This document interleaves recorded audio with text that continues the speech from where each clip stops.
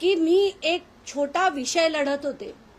एक भांडूपच्या 660 चाळीत चांगल्या चाळीत राहणाऱ्या लोकांना ज्यांची घरं ही त्यांची स्वतःची मालकीची होती, त्याच्या खालची जमीन त्यांच्या मालकीची होती, रजिस्टर्ड अग्रीमेंट्स होती, अशा लोकांची जमीन त्या लँडलॉर्डनी पुन्हा एकदा एक अतुल शिरोडकर नावाच्या माणसाला विकली आणि या अतुल शिरोडकरला फायदा मिळवून देण्यासाठी नितीन गडकरींनी थेट फोन करून एजीआरसीचे अध्यक्ष आधी वळसा नायर आणि त्यानंतर असीम गुप्ता यांना फोन करून खरं तर आपल्या सगळ्यांना माहितीच आहे की एसआरए हा पॉलिटिशियन्सचा अड्डा आहे।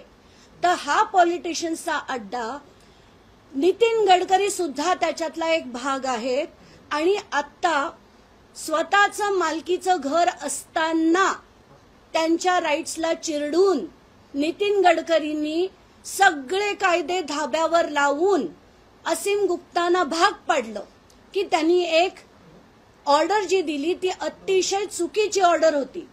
एवढंच नाही तर त्याच्यावर एका अधिकाऱ्यांनी डिसेंट लोट सुद्धा लिहिलेली आहे की ही ऑर्डर आहे ही चुकीची आहे। असं असताना सुद्धा ते राबवून तिथे डिमॉलिशन करणार होते आणि त्याच्यात मी माझा इगो बाजूला ठेवून, म्हणजे खरं तर नितीन गडकरींविरुद्ध मी 11-12 पासून लढतीये, पण मी माझा स्वाभिमान बाजूला ठेवून नितीन गडकरींना भीक मागायला की या लोकांना चिरडू नका म्हणून भीक मागायला मी दिल्लीला गेले एप्रिल महिन्यात की हे असं होऊ देऊ नका।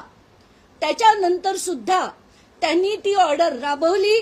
11 सप्टेंबरला आत्ता ती ऑर्डर आली आणि त्यांच्या घरांचं डिमॉलिशन करणार आहेत। हे जेव्हा मला कळलं तेव्हा मी म्हटलं या माणसाला आता अद्दल ही घडलीच पाहिजे।